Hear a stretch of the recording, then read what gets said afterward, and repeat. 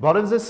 բարեկամներ, շարունակում ենք Խաչատուր Աբովյանի տուն թանգարանի նախաձեռնությամբ իրականացվող զրույցներ Աբովյանի մասին հեռուստանախագիծը եւ այսօր մեր զրուցակիցն է Երևանի Պետական Համալսարանի հայոց լեզվի պատմության եւ ընդհանուր լեզվաբանության ամբիոնի դոցենտ, բանասիրական գիտությունների թեկնածու Նարինե Դիլբարյանը։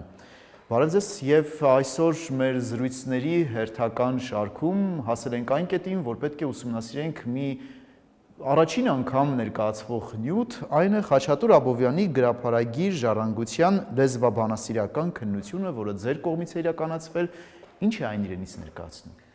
Ես կարծում եմ հրաշալի եւ հույժ պատեհ առիթ է իսկապես անդրադառնալու Խաչատուր Աբովյանի գրաբարագիր ժառանգությանը, որը մի մեծ գանձանակ է, այնքան մեծ է Խաչատուր Աբովյանը, որ որքան էլ փորձեն նրան այսպես 100 եւ գրեթե 200 տարի ուսումնասիրել եւ քննարկել, միշտ այդ գզրոցներում եւ ոսկեղենիկ պահոցներում հայտնաբերվում են նյութեր, որոնք իսկապես իրական արժևորման կարիք ունեն։ Եվ դրանցից ամենակարևորը գրաբարագիր այն ստեղծագործություններն են, որոնք ոչ միայն լեզվի տեսանկյունից են կարևոր, այլև բանասիրական։ Երբ ինձ ընձեռվեց այդ երջանիկ առիթը ուսումնասիրելու ամենից առաջ փորձելու աշխարհաբարի վերածել Դորպատյան ուրագրերը եւ դրանից հետո արդեն ծանոթանալ խորքային Աբովյանի գրաբար գրված ներփողյաններին, բանաստեղծություններին, նամակներին, ես խորամուխ եղա եւ հասկացա, որ ըստ էության փաստորեն 24 տարեկան Խաչատուր Աբովյանը արդեն մտահոգ է եղել մեր նոր գրական լեզվի այսպես ձևավորման եւ ընտրության հարցով։ Բայց եթե մեր ավանդական, այսպես դպրոցական ծրագրերում, նաև բուհական ծրագրերում նշվում է, որ Խաչատուր Աբովյանը եկավ այսպես հերքելու գրաբարը եւ ցույց տալու, որ գրաբարը հարմար չէ եւ այն գործիքն է, որ արդեն սպառել է կարծես իր ժամանակը եւ պետք է փորձեր կատարել, չէ, բարբառով գրելու, այնուհետեւ այդ բարբառագիր հզոր վեպի Վերք Հայաստանի ընկցեց մաքուր աշխարհաբարով իր նախաբանը, պատմությունը ցույց է տալիս, որ նրա առաջին ընտրությունը նոր գրական հայերեն ձևավորելու դա եղել է գրաբարը։ Այսինքն նա փորձել է գրաբարը, ընդ որում իրական գործուն քայլեր է կատարել, դարձնել գրական լեզու։ Եվ գիտեք, այդ ձգտման մեջ նա միայնակ չէր։ Այդ ձգտումը եւ մտայնությունը, որ մինչեւ հիմա այսօր էլ կա, մենք այսօր արևելյան մեր այս Հայաստանի Հանրապետությունում ունենք այնպիսի կենտրոններ, որոնք փորձում են գրաբարը վերակենդանացնել, մանկապարտեզներում եւ դպրոցներում սովորեցնել, եւ այդ տեսանկյունից ուսումնասիրելով Աբովյանին ես տեսա, որ Աբովյանը ինքը հենց Դորպատ մեկնելու ժամանակաշրջանում եղել է գործուն որոնումների մեջ գրաբարը վերակենդանացնելու։ Մխիթար Սեբաստացու այդ երազը, իսկ նա Մխիթար Սեբաստացուն համարում էր հայ իրականության ամենահզոր ներկայացուցիչներից մեկը եւ ուներ այդ երազանքը, որը ցավոք անկատար մնաց, այսինքն Վենետիկ մեկնելու եւ այնտեղ Մխիթարյանների հետ աշխատելու։ Մխիթար Սեբաստացու հոգևոր աշակերտը դարձած Խաչատուր Աբովյանը հարում է այն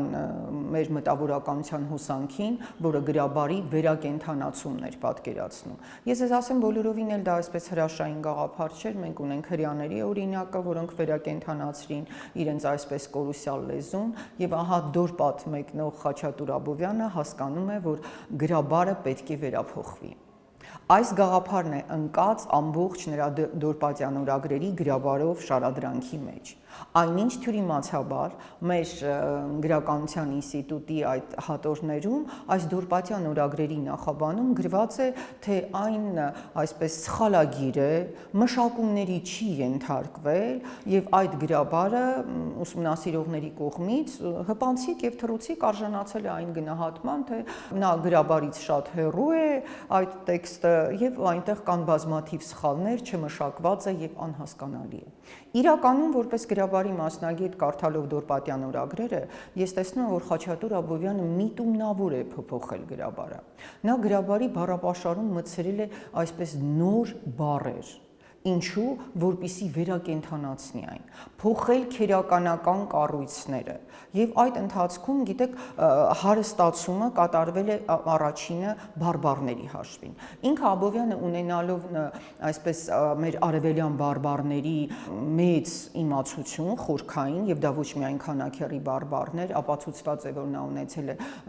արցախյան ծագում, իսկ Արցախի եւ Արարատյան բարբառը, որի խոսվածքներից մեկը քանաքեռն է, հենց հանդիս անում են մեր արևելյան ամենամեծ բարբառախմբի խոշոր ներկայացուցիչներ, այդ բարբառից գեղեցկագույն բառերը, իրականում իսկապես գեղեցկագույն, ներառել գրաբարյան տեքստի մեջ, որի պատճառով ուսումնասիրողներին թվացել է, թե դա անմշակ գրաբար է եւ երևի թե Աբովյանը այդ օրագրությունը, ինչպես նշվում է, գրել է ինքը իր համար եւ գրական մշակման չի ենթարկել եւ չի ենթադրել, որ այն պետք է տպագրվի։ Այնինչ գիտեք, յուրաքանչյուր տողում, յուրաքանչյուր օրվա հատվածում նա դիմում է ընթերցողին, հենց այդպես էլ գրված է. իմ սիրելի ընթերցող, իմ հարգելի հայրենակից, որից ակնհայտ է, որ նա միշտ երազել է, որպիսի իր այս դուրպատյան բոլոր մտահոգությունները, նաև լեզվագյուտարարությունը հասանելի լինի ընթերցողին։ Եվ այդ ընթացքում նա բերում է բարբառային հրաշալի բառեր, որոնք ես կուզենայի ձեզ համար այսպես բարձրաձայնել եւ ցույց տալ, ընդ որում այդ բառերի զգալի մասը փոխառություններ են։ Եվ ակնհայտ է, որ Աբովյանը հրաշալի զգացել է, որ նրանք հայերեն բառեր չեն, բայց օգտագործել է ինչու, որպեսզի ցույց տա, որ գրաբարը ոչ թե գիտեք մեռած ինչ որ թագավորության անձեռնմխելի ոսկե գանձ է, այլ ընդհակառակը հարություն առնող եւ վերածնվող հայության ոչ թե անձեռնմխելի, այլ ամենակիրառական լեզվական գործիքն է։ Եվ այսպիսով նա ոչ թե քերականական մեղանչումներ է կատարում, այլ բերում է նոր բառեր եւ փորձարկումներ կատարում։ Օրինակ տեսեք, մենք այստեղ ունենք այնպիսի փոխառություններ, ինչպիսիք են բատյուշկա, պաստոր, դամա, մամզել, մադամ, պրոֆեսոր, պրոֆեսորուհի, դոկտոր, աֆիցեր, մայոր, ալգեբրա, միներոլոգ հանքաբանն է, շտուտենտ, ստուդենտ ուսանողինն է, ալեա, ֆաբրիկ, բալկոն, ֆանտան, կամզոլ, պանտոֆիլ, դրանք բոլորը այնպիսի վերնազգեստներ են, որոնք տարածված էին այսպես արևելյան եւ արևմտյան Եվրոպայում, շլաֆրոկ եւս տնային հագուստի տեսակ է, ունիֆորմ, ազգությունները, պոլյակ, բրասիլացի, փրուսացի, էստ, ֆրանսերեն, այսինքն գրաբարյան այդ ամբողջ 5-րդ դարի բառագանձին նա ինչ է անում, սահուն միահյուսում է այդ իր ժամանակաշրջանի նոր հասկացությունները, բայց Աբովյանը գիտեք չէր լինի հենց իր այդ հզոր հանճարի կրողը, եթե այդ բառերը փոխառությունները ներբերելով չօգտագործեր կամ չստեղծեր իր այսպես առաջնային կառույցները։ Օրինակ տեսեք, չմուշկ բառի համար ինքը օգտագործում է շատ գեղեցիկ մի բառ, ինչպիսին է սահնակոշիկը, որը ես կարծում անգամ այսօր կարող է վերակենդանանալ եւ կիրառվել, որովհետեւ չմուշկը իր մեջ բառային թափանցիկություն չունի, այնինչ սահնակոշիկը ունի։ Բացի դրանից ինքը ստեղծում է նաեւ շատ գեղեցիկ այնպիսի բառեր, ինչպես տեսեք, մենք ունենք դասատու բառը եւ ուսուցման փոխարեն ասում է դասատվություն։ Մեջ է բերում լսարան բառը, որը այսօր բուհական համակարգում եւ ընդհանրապես ուսուցման տարբեր աստիճաններում խիստ կիրառելի է։ Այսինքն ներկա բառի փոխարեն, որ ասում եմ մենք ներկա բացակա է կատարվում, ինքը օգտագործում է գրաբարյան հրաշալի ենթակայական դերբայը, ասում է տեսանող։ Այնուհետև ձի վարժեցնողների համար ստեղծում է ձիախաղաց բառը, որովհետեւ այնտեղ ներկայացնում է թե ինչպես ձիակրթարանում, տեսեք ինքը չի ասում ձիարշավարան։ Երբ իրեն այնտեղ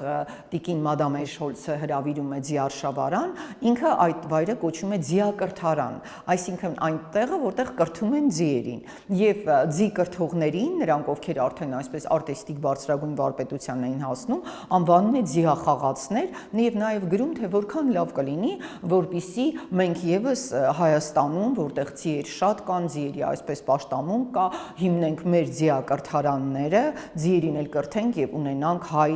ձիախաղացներ։ Հետո տեսեք մենք ունենք շատ հայտնի վալս բառը եւ այնտեղ շատ մի կողմից նաեւ զավեշտական է, թե ինչպես Աբովյանը խոստովանում է, թե որքան իր համար բարդ էր պարերի արվեստը, այն էլ եվրոպական պարերի արվեստը եւ վալս բառը, երբ իրեն անընդհատ այսպես գերմանուհի օրիորդները հմայված նաեւ մեր այդ հայկազունի, այնտեղ ինքը ամենտեղ իրեն հայկազուն է կոչում, ոչ թե պարզապես հայ կամ հայազգի, այլ հայկազուն, հայկական զարմից սերող ու ասում է ինձ պտտումն էին սովորեցնում եւ փակագծում ինքը նշում է վալս բառը։ Իդեպ ունի նաեւ հենց այդ գիտեք մշակույթը օտար բառի կողքին կամ եթե նա բերում է դրա հայկական տարբերակը նշում է եթե գրում է պտտումը գրում է վալս կամ վալց, իսկ եթե գրում է ենթադրենք ստուդենտ փակագծում գրում է ուսանող։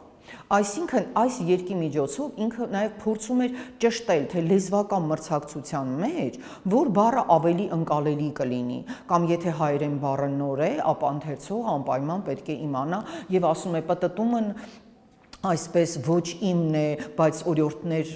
իրեն ոգևորում են, որ այդ պտտման արվեստը, այսինքն վալս պարելու արվեստը իր մոտ հաջողում է։ Բացի դրանից, երբ բերում է գերմանական տարբեր թխվածքաբլիթների օրինակները, նա դրանց համար օգտագործում է կաթաբառը, որը մեր գաթաբառն է, պարսխուլով արտահայտված, այսպես բարբառային, եւ ինքն էլ գրում է, ասում է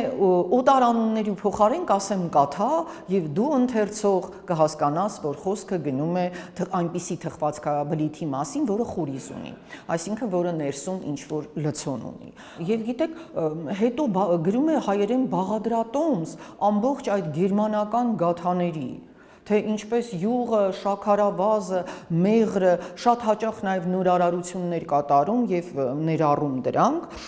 այսպիսով նա անընդհատ հարստացնում է մեր լեզվական մշակույթը նոր բառերով։ Եվ գիտեք, դրանից խուսափելը սխալ կլիներ։ Տեսեք, բացի դրանից, այն ժամանակ երբ շատ էր տարածված այդպես ագրոնոմ բառը, մենք կհիշենք, որ անգամ 30-40-ական թվականների հայ գրականության մեջ գրում էին ագրոնոմիա, ագրոնոմ, իսկ Աբովյանը Դուրպատյան ուրագրերում օգտագործում է տնկաբան եզրույթը եւ ագրոնոմիայի փոխարեն տնկաբանություն, գիտենք հետագայում տնկաբանությունը կդառնա իր հաջորդ սերը, որովհետեւ նա հասկանում էր թե Հայաստանում ինչպես պետք է կաղամբ մշակել, ինչպես ռոռոկման համակարգ ստեղծել, այնուհետեւ շատ էր ոգևորված Դուրպատյան ուսուցման ընթացքում այսպես աստղագիտությամբ, բայց աստղագիտության փոխարեն ինքը օգտագործում է աստղաբաղ եզրույթը, աստղաբախշություն, բախշ իհարկե արմատը մենք կորցրինք, բայց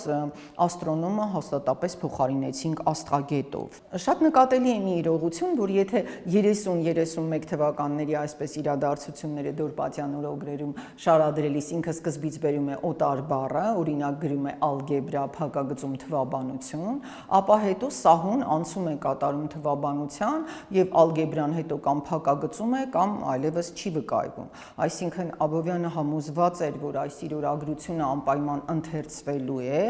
եւ որոշակի ժամանակ հետո մենք արդեն իսկապես հրաժարվելու ենք ալգեբրա բառից եւ օգտագործելու ենք թվաբանություն եզրույթը։ Եվ եւս մի հետաքրքիր իրողություն, թեյ բառը, որ անգամ այսօր շատերը կարող են չէ օգտագործել չայը, որը նույն բառի չինական բառի տարբեր տարադարձումներ են, ինքը պարբերաբար գրում է թեյ, փակագծում նոր գրելով այդ ռուսական տարբերակը չայը։ Սուրճի վերաբերյալ մենք ունենք այսպես եռանդամ հակադրություն, այսինքն ինքը օգտագործում է եւ կոֆե, եւ ղահվե եւ սուրճ բառը։ Ընդ որում նկատելի է, որ այնտեղ դառնում է, կարելի է ասել, երթվյալ սրճասեր, որովհետեւ գերմանացիները իրեն առաջարկում էին որևէ ըմպելիք, ապա ինքը մեծ սիրով այսպես սուրճն էր ընտրում, բայց երեք բառներ բերում է, կարելի է ասել գրեթե հավասարապես օգտագործում է եւ ղահվե եզրույթը, եւ կոֆեն, եւ սուրճը։ Այսինքն այստեղ նրա այսպես հավանությունը այնքան էլ նկատելի չէ, դա ինքը թողնում է ընթերցողներին, որից կարելի է հստակ հասկանալ, որ Աբովյանը փորձում էր ոչ թե գիտեք արհեստական լեզու ստեղծել, այլ առաջարկել տարբերակներ եւ լեզվակիրները իրենք բնական ընտրությամբ կարող էին կամ պետք է ընտրություն կատարեին։ Դա խոսում է այն մասին, որ Աբովյանը իսկապես պատկերացնում էր, որ լեզուն չի կարող արհեստականորեն բերվել եւ պարտադրվել։ Եվ համոզված եմ այս իր գրաբարագիր գործերը, որոնց բանասիրական կապը գնում հասնում է մինչև Մխիթարյաններ, ունեին այդ նպատակը՝ հնարավորինս հայերենը մերձեցնել գրաբարին։ Եվ երբ ինքը վերջնականապես ի վերջո գալով վերադառնալով, ես ասեմ, կարծում Դորպատում ինքը ավելի համոզված էր, թե գրաբարը կարող է վերակենդանանալ, քան այն ժամանակ, երբ ինքը վերադարձավ Հայաստան, ինքը հասկանում է, որ այդ ջանքերը կարող են չբերել արագ եւ անմիջական արդյունքի եւ ձեռնամուխ է լինում իսկապես գրաբարի բարբառների եւ ժամանակի ժողովրդախոսակցականի միավորմանը։ Ընդ որում մի շեշտադրում եւս կատարեմ, գիտեք նրա տարբեր հերոսները կամ տարբեր իրավիճակները ունեն իրենց տարբերվող լեզուները։ Այստեղ այս դորպատյան օրագրերում եւ ել չեմ ասում նրա ներփողյաններում այնպիսի մի հրաշագեղ ոսկեղենիկ գրաբար կա, ինչպիսին Եզնիկյան դասի, այսինքն 5-րդ դարի ամենակատարյալ արվեստավոր եւ գեղեցիկ կոչվող գրաբարի նմուշներն են։ Օրինակ այն նամակները, որ ինքը հղում է հայ կաթողիկոսներին, դրանք քերականական այնպիսի անսխալ եւ արվեստավոր կառույցներ են, որից հասկանում ես, որ Աբովյանը իսկապես կատարելապես էր տիրապետում գրաբարին, բայց երբ ինքը սկսում է խոսել կառապանների հետ կամ իր հերոս լեզգի այն խռովարարի հետ, որին ինքը հիվանդանոցում անընդհատ այցի էր գնում եւ խնձորից այսպես պատրաստված տարբեր ապուրներ էր տանում, փաստորեն այդ կոմպոտներին նա կոչում է ապուրներ խնձորի եւ ասում է այդ խնձորից ապուրներն է, որ լեզգին, խռովարար լեզգին, որին ցարական կառավարությունը դատապարտել էր եւ նրան պետք է աքսորեին, Աբովյանը իր պարտքն է համարում եւ իր կարոտը։ Գիտեք, նա իսկապես ազգերի եւ ժողովուրդների բարեկամ էր։ Մահմեդականությունը նրա համար երբեք չի եղել արգելք մարդուն տեսնելու իր տարածաշրջանային կամ իր հայրենիքի գործընկերի եւ ինքը այդ օտարության մեջ դառնում է այդ լեզգին վերակենդանացնողը եւ այդ հատվածները նա շարադրում է արդեն շատ ավելի ժողովրդախոսակցական այսպես բառապաշարով, փոփոխված քերականությամբ լցված բառերով։ Այսինքն ինքը հասկանում էր, որ ամեն հերոս պետք է խոսի իր կերպ կաթողիկոսի հետ այս ձևով, սովորական լեզգի խռովարարի հետ այսպես, զինվորականի հետ այլ կերպ։ Տիկին Դիլբարյան, մենք դորպատյան օրագրերում տեսնում ենք Աբովյանի փոփոխությունը, Աբովյանի տեսակի փոփոխությունը, միգուցե նաև աճը, նոր աշխարհընկալումը։ Իհարկե, դա ակնհայտ էր, նա փոխվում էր ամեն օր եւ դրա համար էր նրա լեզուն էր փոխվում։ Ինչքան փոխվում էր Աբովյանը, այդքան փոխվում էր նրա հետ գրաբարը։ Գալիս էին նոր հասկացություններ։ Գիտեք, առաջին գործընթացը, որին նա ձեռնամուխ է լինում պրոֆեսոր Ֆրիդլենդերի հետ եւ նաեւ Պարոտի, դա գլոբուսը ստեղծելն էր։ Ընդ որում այդ գլոբուսը պետք է լիներ հայկական գլոբուս։ Ու սկզբից ինքը շատ դժվարանում է, մինչեւ այդ կլորակն է ստեղծում, այնուհետեւ պետք է քարտեզները շերտ առ շերտ, չէ, պատրաստվեին, գրվեին եւ այնտեղ ինքը ստեղծում է, գիտեք, այն առաջին երկիր մոլորակը, որը ըստ էության հայատառ էր եւ գրաբարագիր էր, իդեպ այդ գլոբուսը, որ ինքը պատրաստում է, նա գրաբարագիր էր, որովհետեւ այդ շրջանում նա իսկապես համոզված էր, կարծում եմ վերջում էլ է համոզված եղել, որ գրաբարյան գանձը, բառագանձը չի կարող կորչել։ Եվ անգամ քերականական շատ կառույցներ, տեսեք արդի արևելահայերենը ինչով է տարբերվում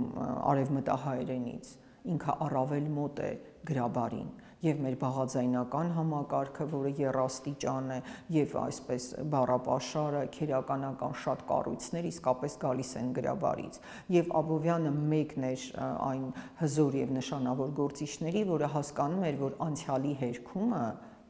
չի կարող մեզ բերել դեպի ճշմարիտ ճանապարհի։ Եւ իսկապես դորպատյան օրագրերում տարեցտարի մենք տեսնում ենք եւ նրա սերը անգամ գրաբարով ինչ ճոխ է արտահայտվում, գիտեք, իր այդ հանդիպումները գերմանացի օրիորդների հետ, նրա երազները երգերի։ Տեսեք, այդ երգերի երազները անմիջապես ակնհայտ են դարձնում, որ Աբովյանի գրաբարագիր բանաստեղծությունները ի սկզբանե գրվել են որպես գանձեր, այսինքն որպես ստեղծագործություններ, որոնք պետք է երգվեին, ինչպես Նարեկացու։ Երբ ես այդ ներբողյանները սկսեցի կարդալ առ Մարիամ, առ Էչմիածին, միջապես հիշեցի Գրիգոր Նարեկացու գանձերը։ Պարզապես ցավոք դրանք հետագայում երգեր դարձան։ Երևի իսկապես Աբովյանը մի փոքր ավելի շուտ էր ծնվել եւ ժամանակի եւ իր միջև խզում կար, ինքը ավելի առաջ էր, իսկ ժամանակը մի փոքր ավելի դանդաղ էր հոսում։ Ժամանակից առաջ էր անցել։ Այո։ Ինքը պետք է այսպես ծնվեր կամ ժամանակը պետք է արագ հոսեր։ Ես վերաձևակերպել նպաստեց նաև որպեսի հենց իր ժամանակահատվածում ժամանակը։ Այո։ Համաձայն եմ, ինքը կամուրջ դարձավ, որ դանդաղ խոսող ժամանակը երևի շատ էր դանդաղ խոսում, քանի որ մենք քաղաքակրթությունից էինք հեռացել, իսկապես վայրագ էինք դարձել, ինչից էր անընդհատ դժգոհում Աբովյանը, որ մենք կորցրել ենք մեր քաղաքակրթական այսպես կղզյակ լինելու առաքելությունը։ Եվ Դորպատում փորձում է դա վերստա ամենտեղ խոսում էր հայրենի մասին եւ շատ հետաքրքիր է գիտեք երբ ինքը գնում է դե այդ ժամանակ իդեպ նոտա բառի փոխարեն ինքը օգտագործում է ասպես նշանակետ բառը ասում է մեր նշանակետները կորած են այստեղ էլ փաստորեն կոմիտասը պիտի գար Եթե նրանք այդ համատեղվեին, մի հրաշք էր տեղի ունենալու։ Ինքը գնում էր գերմանական կիրխաներ, իրենց եկեղեցիներ, լսում էր իրենց երգերը եւ ցավով մտածում, որ մեր հոգեվոր երգերը գրառված չեն։ Եվ միգուցե պատահական չէ, որ հետագայում Կոմիտասը հենց այդքան կապվեց։ Այո, ինքը հիմնավորեց նաեւ գուցե նախապատրաստեց Կոմիտասի գալուստը։ Այսինքն ինքը առաջ էր ընկել ժամանակից, գիտեք, մղոնանոց քայլերով, ասպարեզներով առաջ էր եւ իսկապես հիմնադրեց եւ նախապատրաստեց այն ճանապարհը, որ հետո պետք է գար Կոմիտասը, այդ նշանակետերը պատրաստեր։ Ես կարծում նշանակետ բառը եւս շատ գեղեցիկ բառ է, նոտայի փոխարեն, որ կարելի է կիրառել եւ ինքը անընդհատ տանջվում էր։ Բոլորին պատմում էր, որ մենք ունենք հրաշալի երգեր աշխատանքային ըստեյության հորովելների մասին էր երգեր, բայց քանի որ մեր նշանակի տած ընթերցող ոչ գոն եւ նոքա ոչ են գրառյալ, ապա այդ գանձերը մնացել են։ Ու քանի որ ինքը երաժշտություն եւս Դորպատում կարծես առաջին անգամ էր սովորում նվագել եւ այլն եւ մի փոքր դժվարանում էր, այսպես երկու Աքիլեսյան գարշապարումներ, մեկը այդպես երաժշտություններ, մյուսը պարը, թեև ինձ թվում է պարը չափազանցնում էր, իրեն թվում էր, որ ինքը շատ ծանրակայլ է այդ պտտումների, վալսերի համար, բայց երբ շարադրում էր թե ինչպես են իրեն գնահատում գերմանացի օրիորդները, ամենայն դեպս իրեն որպես պարընկեր, ինքը երբեք միայնակ չի մնացել։ Եվ կարևոր փաստի մասին է խոսում։ Այո, որովհետև գիտեք Եվրոպայում շատ ընդունված է այդ սպիտակ պար հասկացույցը, երբ օրիորդներն են հրավիրում ասպետներին եւ ոչ թե ասպետը, եւ այնտեղ անգամ երբ էստոնական գյուղում իրենք մեծ այդպես կարելի ասել խնջույքի պես զվարթուն են կազմակերպում, այդ զվարթունի ընթացքում էստոնուհիները պարզապես հերթ էին կանգնել, որպեսզի Խաչատուր Աբովյանին հրավիրեին պարի։ Տիկին Դիլբարյան, դուք քանի որ Աբովյանի գրական ժառանգության հետազոտողներից եք մերօրյա եւ բավականաչափ մասնագիտացած եք հենց Աբովյանագիտության մեջ, լավագույնս կարող եք բնորոշել նաեւ Աբովյանը աշխարհաբարում եւ գրաբարում։ Ինչպես էր կար տարբերություն, որտեղ էր ինքն ավելի լիաթոք իրեն զգում, որտեղ էր ինքն առավել դրսևորվում։ Լավն է ձեր հարցը, եւ իմ համոզմամբ ինքը ամենտեղ իրեն զգում էր լիարժեք հայկազում։ Այսինքն հանճարի մեծությունն էլ դա է, տարբեր ասպարեզները միավորել։ Տեսեք, ինչպես ինքը գրաբարը միավորում է իր դորպատյան օրագրերում բարբառների հետ։ Արարատյան եւ Արցախի բարբառ, ազատ, անկաշկանդ առանց որևէ բարդույթների։ Այդպես էլ գրաբարագիր կամ հետո սկսում տաղեր գրել, քարոզներ։ Նաեւ դրա մասին էլ նշեմ, որ ինքը ունի մի շարք գրաբարագիր քարոզներ, բայց այդ գրաբարագիր քարոզները, որ կարդում ես, դա այնքան հասկանալի է։ Համոզված եմ, որ իսկապես հիմա 21-րդ դարում մենք կարող ենք այդ քարոզները նորից կարդալ եւ բոլորը դրանք բարձրաձայնել, կարծում եմ մեր հայ առաքելական եկեղեցին այդ նախաձեռնությանը իսկապես տեր կկանգնի, հաշվի առնելով նաև, գիտեք, որքան աշխարհիկ մարդ էր Աբովյանը, իր ամբողջ գիտակրթական, չգիտեմ, հայ լիներ պատրաստել, հրուշակագործություն, երկրագործություն, այդ բոլոր ոլորտներում ինքը մեծ փորձառություն ունեցել, գործեր է գրել ազգագրագետ, հարևան ազգերի եւ այլնի մասին, բայց գիտեք, այն մյուս ամբողջական մասով նա հզոր հոգևոր այր էր։ Եվ թեև ինքը այդպես հրաժարվեց հոգևոր ծառայությունից, բայց գիտեք, Էջմիածնին ծառայելու եւ հոգևոր ոլորտում իր խոսքը, հոգևոր այր եւ հայր լինելու առաքելությունը Աբովյանի մեջ շատ հզոր է եղել։ Գուցե դրա համար էլ գիտեք, բարբառները եւ գրաբարը այդպես ներդաշնակ միաձուլվել են նրա ստեղծագործության մեջ։ Եվ ես կարծում հայ առաքելական եկեղեցին կարող է այդ քարոզները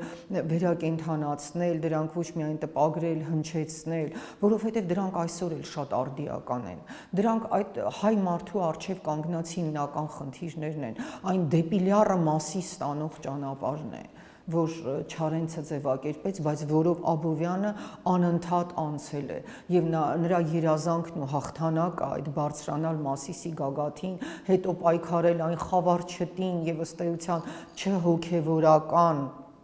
մարդկանց դեմ, որոնք կարծում էին, թե Մասիսի գագաթ բարձրանալը, չգիտեմ, սրբապղծություն է կամ դա ճշմարիտ քայլ չէ։ Մենք իսկապես պետք է ճիշտ եւ հնարավորինս ամբողջական հասկանանք Աբովյանին, որը որքան մանկավարժ էր, որքան ուսուցիչ, աշխարհական այր էր, որը սիրում էր եւ այդ զվարթունները, պտտումները, ձիախաղացությունը, բայց միևնույն ժամանակ նրա հոգու մի վիթխարի մասը մղված էր դեպի երկինք, դեպի ծառայությունը Աստծուն ու հավերժականին, ընդ որում այդ Աստված ուներ այնքան հայկականություն,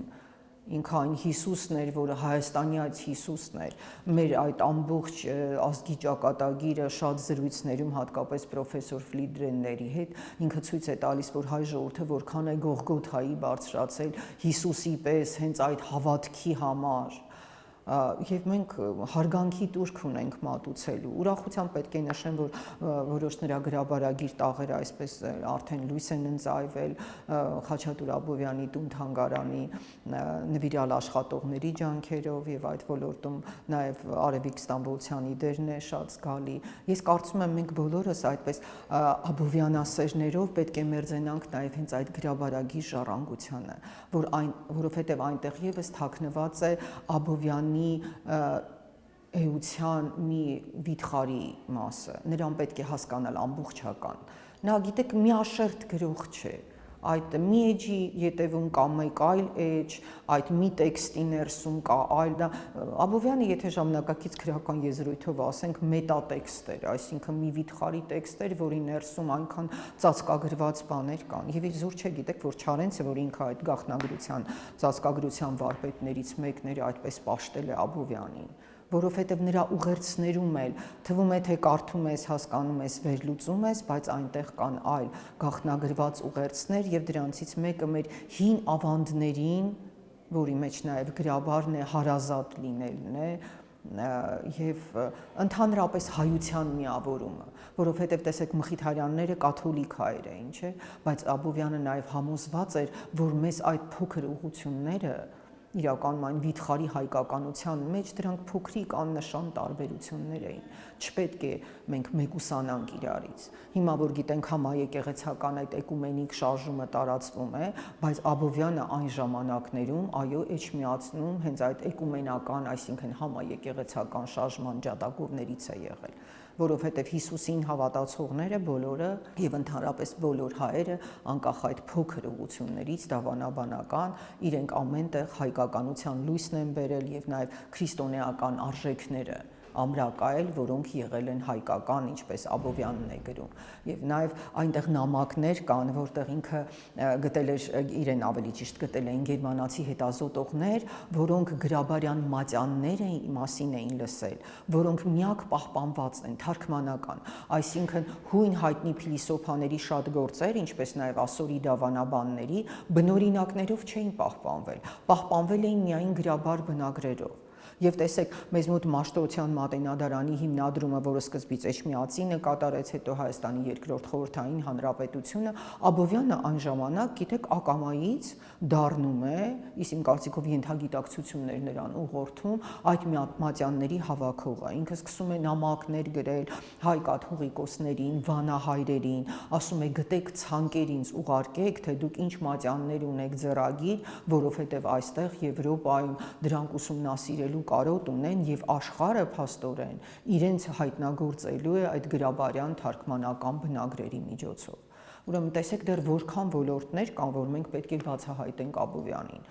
Համոզված եմ էլի շատ նյութեր կան, որտեղից պարզ կլինի, որ ինքը նաև շատ ձեռագրեր գտել է, ինչ-որ ցանկեր ստացել, թեև ինքը անընդհատ դժգոհում էր, որ մենք կենտրոնացված պետություն չունենք, կամ պետության վերաբերյալ ծովածավալ, գիտեք, կարելի է խոսել, ինքը իսկապես ուզում էր ազգային նկարագիր ունեցող, բայց եվրոպական սկզբունքների հիման վրա պետություն ստեղծել Հայաստանում, եւ համոզված էր, որ մենք դա կկարողանանք անել ռուսների միջոցով, ազատվելով այդ արևելյան բռնատիրությունից եւ գնալով դեպի եվրոպական ժամանակակից պետության սկզբունքները։ Այսինքն մերօրյա եւ ապագայի գիտնականները, ուսումնասիրողները շատ ու շատ նյութ ունեն դեռ եւ անպայման մենք էլ մեր զրույցներում բարբերաբար առիթ կստեղծենք ձեզ հետ անդրադառնալու այն նյութին, որը ձեր ուսումնասիրության ծիրում է։ Շնորհակալություն Աբովյանի մասին զրուցելու համար։ Ես եմ շնորհակալ այս առիթի համար։ Բարեկամներ, հիշեցնեմ, որ Խաչատուր Աբովյանի տուն-թանգարանի նախաձեռնությամբ իրականացվող զրույցներ Աբովյանի մասին հեռուստաշարքում այսօր մենք զրուցում էինք Երևանի Պետական Համալսարանի հայոց լեզվի պատմության եւ ընդհանուր լեզվաբանության ամբիոնի դոցենտ բանասիրական գիտությունների թեկնածու Նարինե Դիլբարյանի հետ։ Հաջողություն։